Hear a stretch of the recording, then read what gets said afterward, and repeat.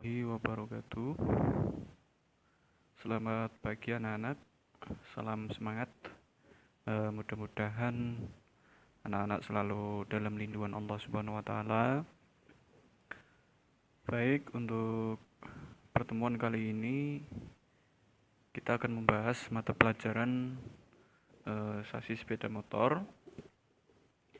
Bab pertama yaitu materi tentang sistem rem. Kali ini kita akan membahas sistem rem sepeda motor dengan kompetensi rem mekanik ya.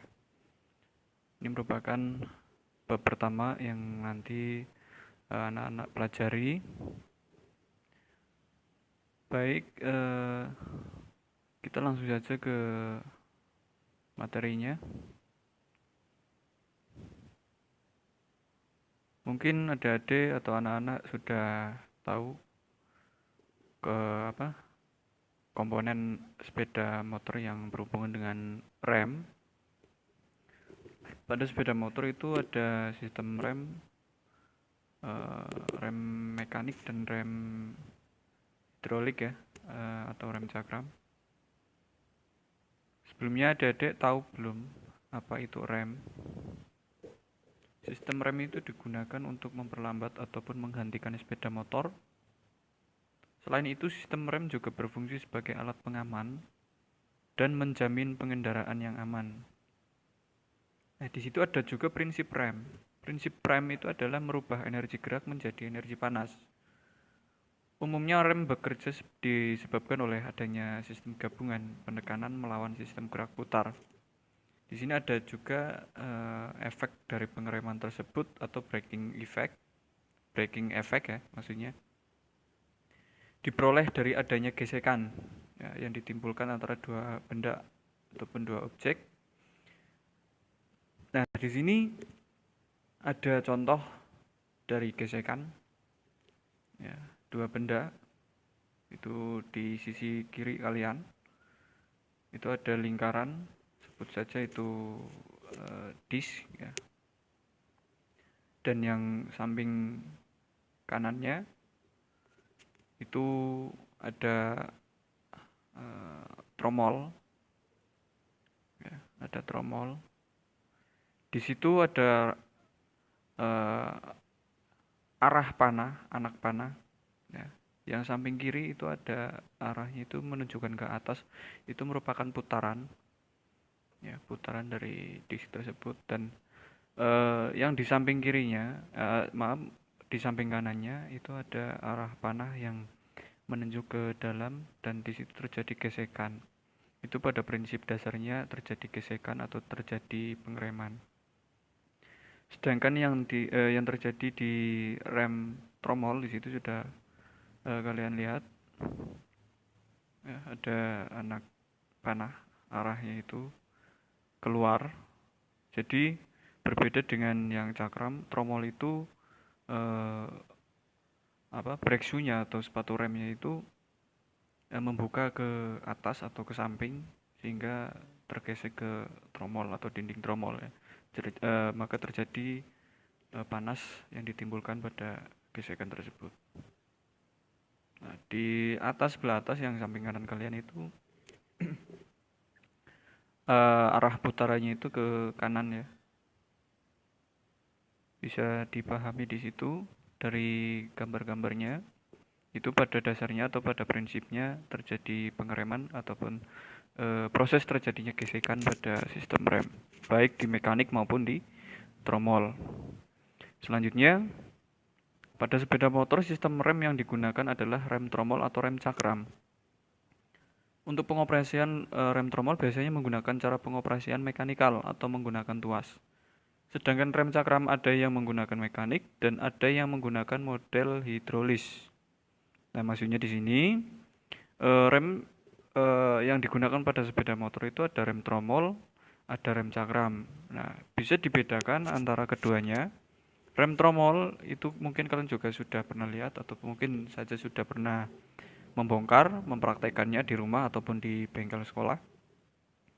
Rem tromol itu media atau komponen yang ada atau penghubungnya itu ada yang menggunakan kabel, ada juga yang menggunakan kawat baja ya. Itu untuk penghubungnya. Sedangkan untuk rem cakram itu menggunakan selang ya, yang berisi fluida atau minyak rem ya. Itu salah satu contoh komponen yang ada pada kedua sistem rem tersebut. Ya. Di situ rem cakram memang ada perbedaan yang sangat mencolok dengan rem hidrolik, rem mekanik ataupun rem tromol. Perbedaannya sangat jelas sekali, yaitu untuk rem tromol itu penghubungnya menggunakan kabel ataupun kawat, sedangkan rem cakram itu menggunakan model hidrolis. Hidrolis itu cairan ya, atau hidro itu air. Jadi pada selangnya juga, walaupun di situ namanya hidro atau hidrolis, itu bukan menggunakan air, tapi menggunakan minyak rem. Selanjutnya, di sini rem tromol. Pada sepeda motor komponen utamanya adalah menggunakan tromol atau drum yang ditekan oleh kanvas. Di situ ada contoh gambar dari tromol ya, rem tromol. Ada nama komponennya juga. Yang pertama itu rem tromol ya. Yang kedua cam. Selanjutnya ada brake shoe. Selanjutnya ada anchor pin. Dan yang terakhir itu ada kampas rem. Dan nanti ada penjelasan juga masing-masing dari komponen tersebut. Next. Nah, di sini juga ada dua gambar. Yang pertama gambar samping kiri kalian itu ada per, ada juga sepatu rem atau brake shoe yang tadi saya sebut. Ya. Terus selanjutnya yang gambar kedua itu tromol ya, atau lingkaran atau drum. Ya. Jadi dua benda tersebut nanti akan saling berhubungan. Nah, di sini ada komponen rem tromol. Yang pertama ada kanvas rem, dua cam, ketiga tromol atau drum, yang keempat anchor pen, dan yang terakhir per pembalik. Nah, kita kembali ke slide yang di belakang. Nah, di sini penjelasan dari komponen-komponennya. Cam itu yang paling atas itu tuas penggerak ya, sama dengan tuas penggerak itu yang di atas. Nah, rem tromol itu drumnya atau lingkarannya. Kampas rem kalian sudah tahu sendiri ya, kampas rem itu ada dua untuk tromol ya, cakram pun juga sama ada dua. Terus anchor pin itu komponen yang tidak bergerak. Jadi dalam teknik itu ada komponen bergerak dan ada komponen yang tidak bergerak. Ada juga komponen yang digerakkan. Sedangkan di sini kita bahas tentang masalah rem tromol. Ya. Di situ ada anchor pin dan cam itu berbeda. Cam itu komponen yang bergerak, sedangkan anchor pin itu komponen yang tidak bergerak. Nah, terus selanjutnya ada brake shoe. Brake shoe itu yang komponen aluminium itu ya, aluminium. Campuran di situ bukan cuma aluminium saja. Nah, itu brake shoe atau sepatu rem. Baik, next. Nah, di sini ada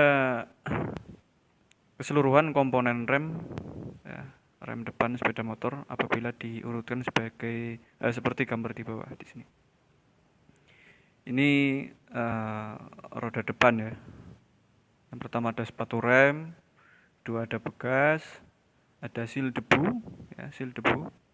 Itu gunanya untuk mencegah kotoran ataupun debu masuk ataupun air ya, masuk ke dalam ruang tromol.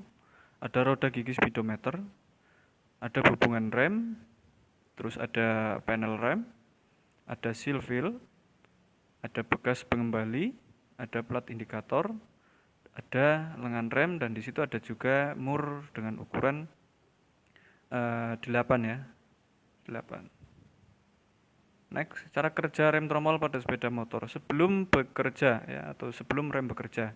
Di situ ada gambarnya dan ada juga penjelasan.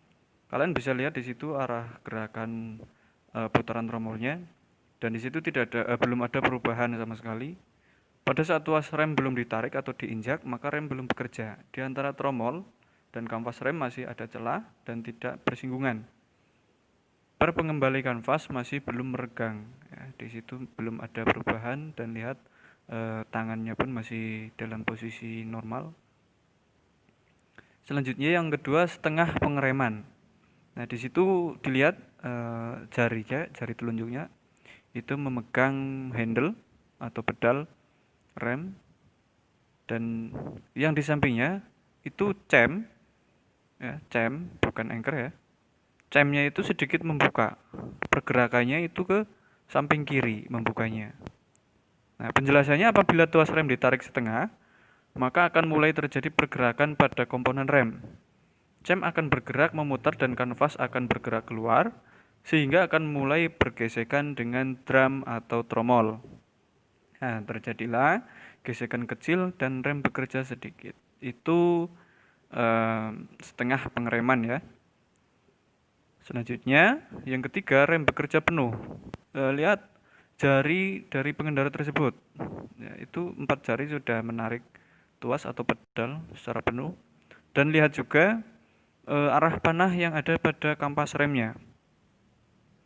Yang selanjutnya itu kalian juga harus melihat pergerakan camnya itu sangat penuh sekali untuk bergeraknya, ya, atau merenggangnya.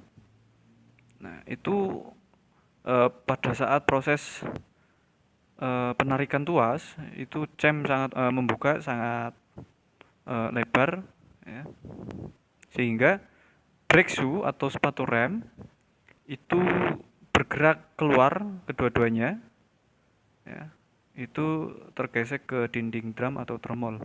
Nah, penjelasannya pada saat rem tuas rem ditarik penuh, maka akan terjadi gesekan yang kuat antara tromol dan kanvas rem.